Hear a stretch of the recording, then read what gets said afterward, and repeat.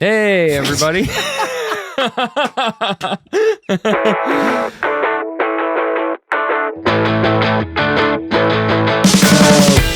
Do you like that? I do it. I've been doing it. Don't quit your day job now. As I settle in, I give it a second, look at the camera, and I wait. I'm like, this is the pause where I cut in. Yeah. So it looks like I'm just ready to talk to the camera. Anyway, what's going on, everybody? Welcome to the My Friend's Basement Studio podcast. Hello. The podcast about My Friend's Basement Studio, and we are studio co-owners. I am Maxim Allen. And I'm drinking tea. And he's drinking tea. Mm-hmm. And speaking of tea, you won't believe what's going on in this guy's personal life. Just kidding. Take me back. Just kidding. Oh my God. I was joking at a party recently that we should do a comedy show called Comedy Court, where we settle real scene beef on stage. So we have it's just gonna be me, people that telling me to shut up about my dating life. Oh, believe you're not even a bad one. No, we're here. So we're back. We're back from holiday break. Yep. I had a good Christmas and New. You made it seem like very political. I had a good Christmas. I prayed a lot, and I went to Catholic church, and I watched Fox News. It's Christmas was a good time for me personally, even jokes aside, personal life aside, at least business wide, because I went home, saw my parents, and had to take a break. Yeah. And that was honestly kind of fucks me because it's been hard to get back into. It's okay. I think things. It's really important. Okay, for me with that type of stuff, it's really good to just do that. When I take PTO at my job, everyone in my company is so good about like they just leave you alone, right? They don't want you to on PTO. They don't want you to think about it, come back. You might get a text, like in 2 weeks, you might get one text message, be like, hey, I know you're out, but like emergency, where's this file or something, you know? But I think for our business, as good as we can do that, we should do that, you know? Like the week you were out, like where I covered, and then the week where I was out where you covered. And it's good to have those gaps where you just don't have to think about the business, you know? Yeah, absolutely. I mean, one of my goals this year, to start the year, I'm looking at where my shortcomings and how do I overcome those. But I think that the first thing is being honest about what they are. Yeah. And then setting up boundaries to try and like provide time to reflect and take a break. We're not necessarily here to talk about us and our lives. That's not our show. We're here to talk a little bit about the business and the way it's grown and kind of the structure that we've put behind it to prepare it for this year. But I would like to start. I just thought of this. Is what's our New Year's resolution for the business? I don't know. I mean, I had a number in my head for earnings. Oh. You're a numbers guy. I see. There's no soul left in it. No. I think that we've talked about it. I mean, we talked about what we wanted to do, but it's a little bit more abstract. It's not necessarily a SMART goal. SMART as in the acronym of it. This like measurable. It's like specific, measurable, attainable. There's like the R is like reachable or whatever. It's very similar. It's just 5 letters that all mean attainable. Basically, a lot of them are very repetitive, but it's more or less like, can you measure it? And when do you want to achieve it by? But ours is like, we want to grow. We had a long conversation about the direction of the business. And the truth of the matter is our core business, if we were to tell ourselves, if our sales at the beginning were come and to pitch us the business right now, I would probably tell them that's not going to work. Specific, exact, because we were just like, people are going to come in, record, and that's that. Yeah, that's never going to be at our rates. That will never be a full scale business. It's a mediocre side hustle because the numbers that we were earning weren't like, I'm going to think about quitting my job. It would never come up. It's like I could do this on nights and some weekends, but what's the value of giving up my space? Yeah. So our model has changed, and a lot of it a lot of the direction we're going is trying to create our own content, our own platform. Yeah. Not necessarily leveraging the shows that are in here. We want to utilize them. We want to create a platform where they can grow, but we're not necessarily looking at these shows and in a year from now being like, we want all of you to join our network. We're now looking at it like, hey, we want to help you grow your thing, and then we want to create our own awesome content. If you want to be a part of that, great, but we're not going to try and pigeonhole you into doing our thing. Yeah, it was truly like, it kind of came out of nowhere. It was like, when I look, like, it's crazy because this has only been a business for like 6 months, 7 months, you know? June, and it's like the way it kind of feels to me is like, you get like when a relative gives you're a kid and they give you a big bucket of Legos and you're like, cool, all these Legos. And then like after like 2 hours of playing with it, you're like, yo, there's like half a spaceship in here and the other parts are in here too. And it's just kind of like, oh, this wasn't what I thought I was getting, but I could finish the spaceship. I don't know. Well, the real piece of it, terrible metaphor, is it's all right. The real thing is, what business would keep us going? Do we want to be in the business of wrangling clients and work, like dealing with sponsors, being this go-between? That has very little appeal to me as a creative person. I love helping people with other projects, but I'd rather create a space where I can create my own. Yeah. And that's kind of what we're positioning ourselves to do. If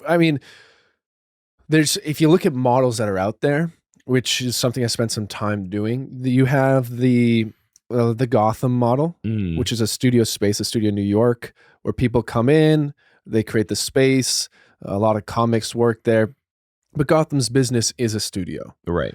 Or you have your mom's house, which creates a bunch of its own content, has its own studio.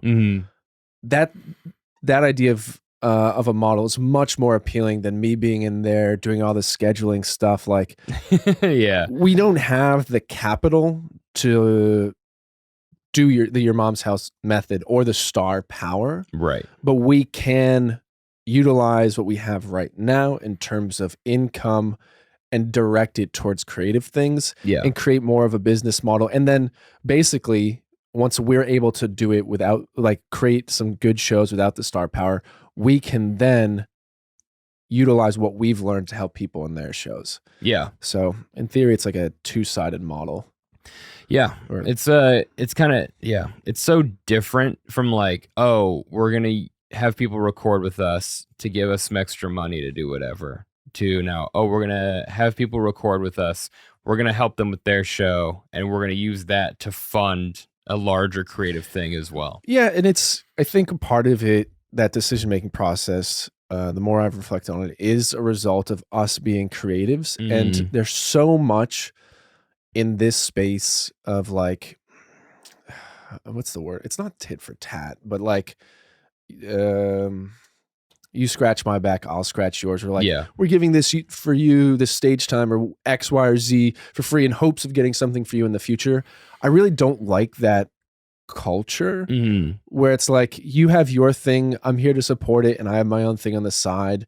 And it's like very clear boundaries, not this arbitrary, like, you may or may not get something more. And I don't want our clients to come in to be like, oh, they're just waiting for us to get big for them to, ask for something else. Right. Which is what the network in theory kind of could position us to be.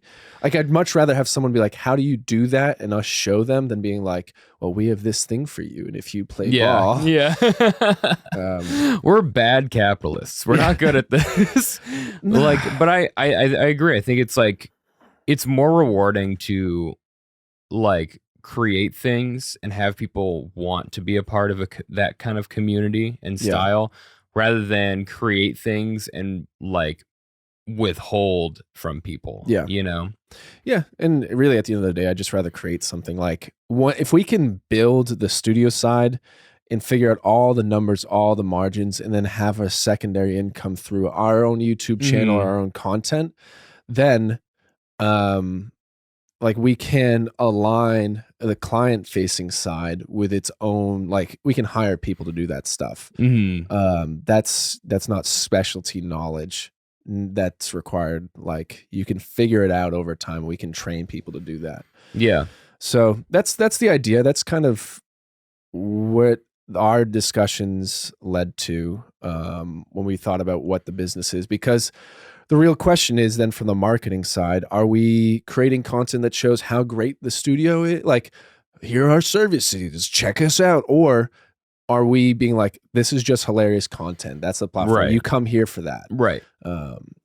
And the second, just it seems more fun. It does seem more fun. I'm addicted to starting podcasts. Oh yeah. And who isn't? But yeah, if you're not, get off our channel. Yeah, exactly. I don't know. It's like, it's to me, it's a shame that I feel like 3 podcasts is all I can handle.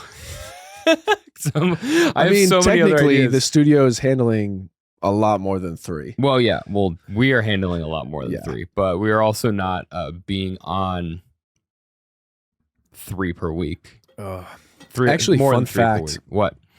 Yeah, I don't want you sharing this with our other guests. Okay. Our other clients, but no one has asked me ever to be on a podcast. Are you serious? Mm-hmm. No one. I'm waiting. Haven't you been on the Tony Awards? Oh, the Tony Awards, yes. But the Tony Awards are the best by far. That's a direct. I hope everyone's listening. The Tony Awards are the best. Yeah. No, they are. They're honestly phenomenal clients. I think we talk about that every time. They literally gave us Christmas gifts, and I want to immortalize that. Thank you, Tony Awards. But yeah, I feel like especially just in like comedy, when someone asks you to be on a podcast, it's like, yeah, fuck yeah. Yeah, I mean, it's an interesting time in the comedy scene. I think so we usually start with what did we learn? And this is kind of all of that. There's so many other things too that we did, like all the bookkeeping and stuff. We established the LLC. I think we talked about that last time, the bank accounts, all of that. But those are things like, if you're just looking for a business tip straight up, even with your own podcast, you're in a place where you're looking to make money or you're just creating a budget, figure out your accounting. It is the most clarifying thing about what you can actually do. Connor's third eye was ripped open last month by completing the accounting. But it was really, really helpful. And went, oh, this is what I can and can't do. Instead of trying to figure it out on the fly, I was just like, oh, it's very clear what I can and can't afford. And if I want to be able to get to X, then I need to do Y. Yeah. It was, get on top of that. Yeah. Or else it'll happen like me today. I went to the grocery store, got a cart full of stuff, and then checked my bank account. It was $3, but only because my Verizon bill had gone through, like without me expecting. Yeah, and I don't only have $3, but the account that I'm supposed to be responsible with, I get paid tomorrow, whatever. But you're right, like accounting, like business tip, get on the accounting sooner than later. Like, it just makes sense. And like for us, the thing, like what's nice about us is that we have very easy to track expenses, right? Like all of our expenses were upfront equipment, or there's some form of a monthly subscription to a software or like yearly, whatever. It's like, I'm glad we're not like, like I cannot imagine how like restaurants handle their accounting, like all that stuff in and out, like constant flux. Like it's a lot of respect to small business owners though. So much respect. And I think what the accounting that was achieved, that dictated the direction of the business, because it became very clear that the model that we had wanted wasn't going to work in terms of creating a full-time job for us. And so the question is, well, then what are we selling? What is our business? And it really was like social media, the whole package. We can do everything. Yeah. And we're starting to do that. Pre-production, production, post-production, marketing, posting, all of it can be done. But it's like, oh, these are, in the accounting, you can physically see, oh, this remote recording moved the needle this amount. We're only spending this much. Yeah. The in-person studio stuff, like now that we're editing stuff for people, editing clips, our Premiere, like the cost of Premiere and the Adobe Creative Suite becomes much more justifiable, because we're earning just from one client based off of our clips. We pay for both of our subscriptions per month pretty easily too. Yes. Yeah. And so it's going to become greater, but you're like, oh, I can clearly see I'm earning X like from remote recordings and I'm paying Y. It makes sense. Can I increase the margins? And in some ways, like, it just everything becomes clear, and it helps you stay focused on what your business actually is. And how does that like relate to a podcaster? I think if you're a podcaster that's like looking to do like turn it into a business, make it a part of your brand, which is more of the people we're dealing with now, right? Then you are a business. You're at least a sole proprietorship. Yeah. At the very least, you should be tracking the expenses that you pay to us. But you can just start to justify and be like, okay, I'm putting this much in. At what point do I want to be getting things out? How am I going to be getting things out? Yeah. And is it justifiable to spend X number of dollars to try and get that back someday, either through ticket sales, whatever. But just knowing those things, at least for someone who worries a lot, gives a lot of peace of mind and clarity. Yeah. So lesson learned, do your accounting for you. It's the big one. Yeah, have a business plan. Yeah.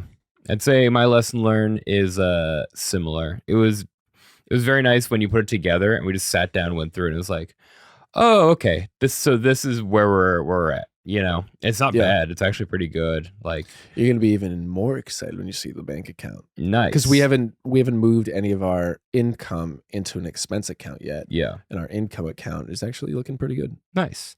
I'm just thinking back. It should have been a bigger deal that when we made our first like 1,000. Because it's so funny because we were so like focused on setting up the studio and bringing people in that I feel like we just blew past that number, and then that became like just like another thing. Like we're doing pretty well as like a startup business. It's a small. I mean, we've grown every month. Yeah, we've grown every month, which is awesome, and like changing the direction of the business, like tilting it slightly, is kind of nice because we can both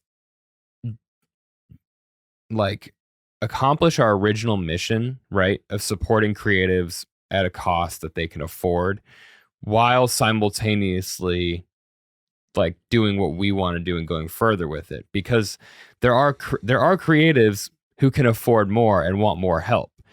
So it's kind of nice because there's like a little bit of something for everybody, and the new direction is like, oh, we can still do this and we can make more money if we expand what we do for everyone. And we would have never known this if we didn't do the accounting, but we actually would have lost money in November and December. Not lost as in like profit and loss, but lost. We wouldn't have seen the growth that we were seeing if we didn't pivot. Yeah. Because the actual amount of in-studio renting time dipped, and I think it's related to the holidays. I don't think it's like that business was receiving less interest. I think it's a timing thing. And I expect it to continue to go up. But we were saved by the other things that we can offer to sustain our growth. And I think that's just a sign of a good business. And I think this is something that you want to bring up, or like we want to talk about on this episode, having your show grow. Because that's kind of what we did as a business. We went, let's put it in podcast terms of how we adjust the business. We put our thing out there. We got a lot of feedback through the first, several months. And then we started to see what our audience liked. And then we pivoted to provide more of what they liked. Yeah. And I think that's just business in general. But the first step is getting the show off the ground, putting it out there. Like the work does not start for a show until you put it out there. Yeah. That's just something I believe. And the statistics kind of prove that, because a lot of people give up pretty early on in the work. Yeah. They definitely do. And also like we've also one of the big pivots we've done is now what we thought initially would incentivize people to come back and record with us over the long term, we have scrapped in favor of giving people like discounts if they get more work from us, essentially, and pay up front. That's super important. I would say, I mean, the accounting also informed me that it's much better to know what you're working with, rather than getting paid as you go. And I think as a creative in general, if you're a graphic designer, anywhere in that process, I encourage you to get paid up front, because tracking down money is a pain, and just making it known, like, this is what we do. That's it. Yep. Like, we don't do work until it's paid. And like a part of that is built off of reputation of executing. But, where was I going with the other larger point? But yeah, if you know what you're bringing in every month, like with the we start doing packages where it's like, well, the process now is bring someone in. They say, I want to record here. We say, what's the scope of your project? Okay, what's your budget? And then we generate quotes. Like, okay, here's 1 month of work, or here's 2 months of work. If you pay up front, you get a discount on all of this. Yeah. Like, this is recordings, this is clips, this is like thumbnails, this is like YouTube, whatever. All these little pieces. Generate quotes that are like high, medium, low work and cost effort. Yeah. And just sell them the package. And then it's like, we know we have this much money from this person, because those are all things they were probably going to get anyway, just more sporadic. So it's like, it works for everybody. Yeah. And it locks them into being dedicated to their project. Yeah. For X amount of time. Yeah. There's one thing I love doing is forcing people to pursue their creative ideas. I mean, it's necessary though, because once you get on the train, unless it's going to be a seasonal podcast, it doesn't stop. Oh, how I envy seasonal podcasts. I'm fully like, every once in a while, every few weeks, I'm like, should I like call it with Don't Quit Your Day Job? And then I get like a little spark and I'm like, no. And then like I blink and there's been like 20 more episodes recorded, you know? I really like the Two Bears, One Cave model. Okay. Which is, they created a platform that doesn't require the host necessarily. Yeah, it is Tom and Bert all the time. But there are episodes where it's like Mark Normand and then someone else. Yeah. But it's like the platform still exists without the hosts. Yeah. That's very interesting because that's kind of like the best of both worlds, but it also pays to have famous friends. Yes. That's really, I mean, that's really what the model is. That's what the goal is. I'm hoping Don't Quit Your Day Job. The people I associate with are gradually floating upwards and things. And I'm just hoping that the natural growth comes with that. Me, I'm taking it. I'm taking it. You're going to come back to regret down with this. the ship. No. But yeah. Seasonal podcasts. Also, like, what I thought was going to be my seasonal podcast now has people asking us to start a Patreon, which is crazy. I will say, for podcaster milestone for me is like having people want to pay for more of what I'm making. And so I'm like, oh, this thing I thought was going to be seasonal is now going to be the thing that's going to be like, no, this is weekly and also a little extra monthly, you know? Yeah. I was really hoping. I was really like, you can't plan these things, you know? Like, no. I think one of the fun things about doing this is starting ideas and like letting them fail or letting them grow, you know? Because like having the like indefinite weekly podcast, Don't Quit Your Day Job, I set up with low effort. I can do it every week. Seasonal podcast is like, I'll try this for a season. We'll watch an anime. We'll review it. People love it. I thought I was going to be able to quit after a little bit and just take a break from my second podcast. Yeah. But it turned out people want it. So it's like, I'm going to double down and we're going to go even deeper. Yeah. That's something though, that speaks to the point of you don't know what you have until it's out there. Absolutely. You just don't. And I think that's also been a big piece of this with the clients that come in. We are now putting a much firmer line in the sand of like, you need to launch. Like we've said, if you don't qualify for the discounts unless you've launched. Yeah. Because there's like, we don't know if you're going to continue the business. We've had people record a lot and then drop the podcast. Yep. And fortunately through no fault of ours, we're just like, yeah, I just don't want to like put in the effort of putting it out. Well, I mean, thank you for the money, I guess, but I feel bad that you spent it. Our whole thing is like, hopefully you save money coming to us rather than other people, but take the time of like, put it out there, see if you really like it. Cause we really want to work with people who are passionate about what they're doing, and we'll help you. We'll coach you to that point, of like figuring out what exactly works for your show and not, but like you owe it to yourself to put what you have out there. Yeah. And we want to be helping that process. Yeah. I'd say even like, you ever done this? You ever find a new podcast and you're like, oh, there's only like 70 episodes. I'm going to go back to the beginning and listen. You listen to like the newest episode and you go back in time and the first episode is unlistenable, like terrible audio quality, bad pace. Like they haven't figured it out. But that's just like part of the game. Like, I feel like you just got to keep recording. Like I encourage everyone before they start a podcast is like, even before you record, is just do a dry run, you know, get you and your co-host together, put a phone in the middle of the table, put it on record and just try to do the podcast. See how it feels, see what you can cut. We did it for Small Town Radio. We cut half the premise off. Like and then just launch it. Like, here's the deal. If you launch, like, I'd say if you make it to just like 5 or 10 episodes, right? You're going to have a good idea of what you want to do. Do you want to steer it? Do you want to like cut it? Like, change it entirely, whatever it is, get it out there. And then at least other people can listen to it and you can solicit feedback at the very least. Or maybe it's like, oh, literally no one likes this. Like, I'm just not going to do it, you know? But like, you got to put it out there to know how much extra work it takes to release weekly. And then it's managing expectations. Yeah. Like, once again, it's like we talked about managing expectations a lot, but there's a lot of expectations that are made up in your head before it launches. And then once it actually launches and you get in the weekly routine of doing it, then you actually have the real things you got to face, right? Yeah. Like, it's like going to the gym. It's just like you can watch as many videos as you want, read as many books as you want. You can go to the gym and have a plan, but sometimes it's January 2nd, 2023, and you go in the gym and there's so many people in there that you don't get to pick which machine you use, you know?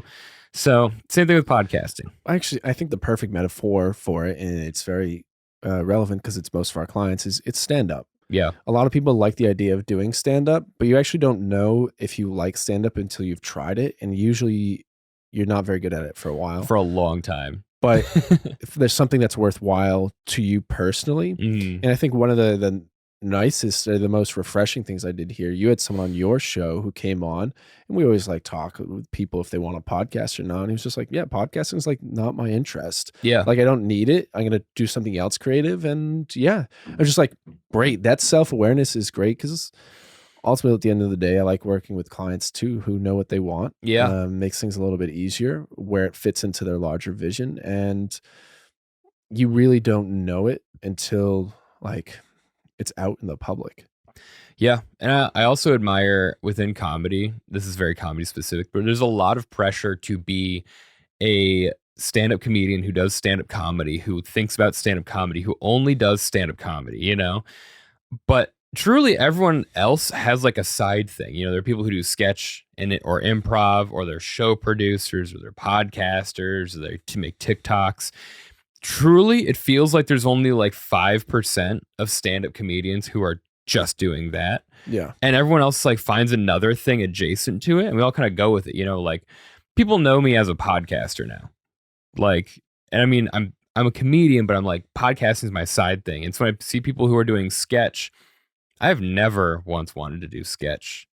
And I'm like, we can have our separate things, and that's nice, you know? See, people see me as an ex-boyfriend.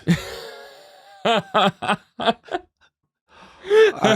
knew I was going to get a good laugh. Oh. But yeah, I think what's also interesting is you always here in the studio, like, you're becoming known just like as the studio guy, because we have so many people in and out here. They just meet you. It's like, you don't really do as many mics or hang out shows as often, but you're still making all these connections just because the people are coming way here. More people. I mean, the amount of people, actually, one of our clients has opened for my favorite comedian.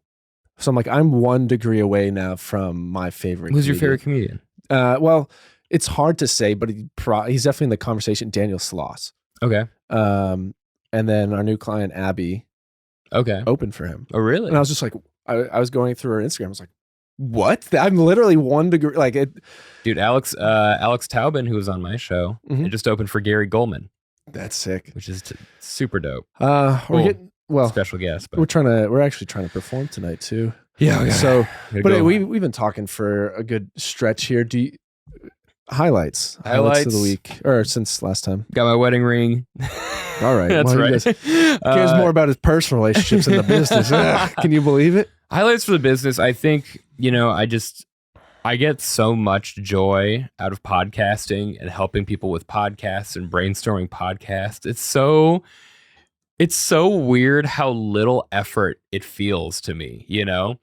Like, it's just, highlights for, I made a joke on stage that one of my New Year's resolutions is I want to record 100 podcasts, which sounds insane, but Don't Quit Your Day Job is already going to give me 52 for the year, right? And then if I'm doing my Gundam podcast weekly, that's another 52 at least, unless we take some breaks here, which is nice because we set up the show where it's like we watch every week the episode comes out, but some weeks there's no episodes. So there's already some breaks in the show, which is kind of built-in relaxation. But then all the other ones I'm going to be on, and I'm like, I said on stage, like I want to be on 100 podcasts, and it's like that kind of got a laugh, and I'm like, that's crazy that to me that's like that's fine. That doesn't seem like anything. That seems like let's do that. I love coming up with podcast concepts. In my last episode with Nico Catania, we were joking about who was it? Maybe it was on that one, the SantaCon podcast. That might be one that we do through the studio. Next SantaCon, set up a booth in the East Village and do the SantaCon podcast and just street interview wasted Santas. Yeah. And just do like a limited series based on that, Drunk Santa. So I don't know. I like highlights for this week because we kind of been on a break. Highlight was getting a gift from the Tony Awards. That was sick. Yeah. And let's see. I'm going to be on 2 podcasts soon. Well, I got asked. I'm going to be on one for sure tomorrow. I'm going to be on Female Intern, which will be dope. I'm very excited for that. And I got asked to be on another podcast, which I haven't planned for yet. There's no date or anything, but it is nice to be asked to be on other podcasts. Oh, and I'm doing Tony Awards next week. I'm going to be on 3 this month. So all highlights, all nice. Podcasting highlights. My highlight is we got an affiliate link with a business I've been building a relationship with for a long time. My second lessons learned is affiliate links not impossible to get, and I actually applied for an affiliate link after I learned about this one. Yeah, so it's super easy. It's more about building the platform because it's no skin off the business's back. Yeah. We had an interview. Someone interviewed the studio today, talking about CPM, which is the normal way to get sponsorship. Cost per milli, I believe, and per 1,000 listens, and then you get like pennies or dollars, singular dollars off of it. So you need a huge fan base. But affiliate links cost nothing. Yeah, for the business, either they get profit or they don't, and then they give you some of the profits. But yeah, that was good. And I think that's going to be something that the business grows and a huge incentive for people to come record with us. Yeah. It's a cool, the affiliate link works. Yeah. It's like a good fit for the show. Yeah. And that's key, but that's really cool. And I'm just excited to see where things go, this year. Yeah. More podcasting, more affiliate links, more content. The grind never ends. The studio never sleeps. Welcome to the studio that never sleeps because Connor lives here. All right. You can't tell it's midnight if there's no windows. Okay. That interview today with the potential client too. I was like, oh, looks like you have great natural lighting there. I took a vow of no natural sunlight for the next year. Yeah. Highlights just like, I mean, like as a yearly wrap up, like, starting 2023 off, like this whole business has been awesome. Like the problems we've encountered and the hurdles we've had to overcome have so far been very manageable and very short term. And like, we've gotten through them all with relative ease and people love the studio. Yeah. I mean, what more could you ask for? That's it. We have a business that's not like the studio is just here and it's me and you just being like, come on, someone come in. It's like there's so many people in and out and they all love it. Everyone compliments the space. I honestly have there was like 3 or 4 months where like we need more people.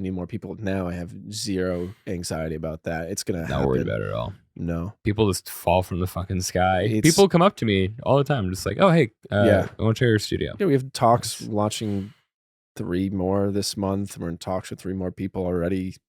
I'm just going to keep going. Yeah. Someone wanted to ask me to come tour the studio after they watched me bomb at a roast battle last night. After I bombed, and they still want to come see the studio. So. If he's this bad at this, he's got to be good at something. Yeah, that's it. Okay, goodbye. Happy New Year.